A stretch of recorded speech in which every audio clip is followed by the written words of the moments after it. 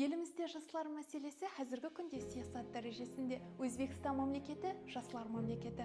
Өйткені жастарымыздың білімін, қабілетін hamda инновацияларын жүзеге шығару мақсатында елімізде көптеген іс-шаралар өткізіліп келмекте.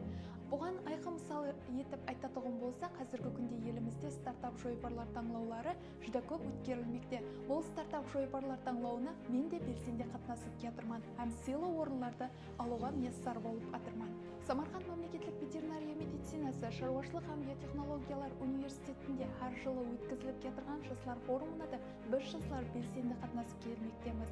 Һәм біздер топтарымызбен біргелікте бірінші курсымыздан бастап қазіргі уақытқа дейін 3 жыл давамында сыйлы бірінші орынды иелеп келдік. Және де жастар форумында өткізілген театр студия жөнелісіндегі таңдауға да белсенді қатынасып сыйлы бірінші орынды алуға ерістік.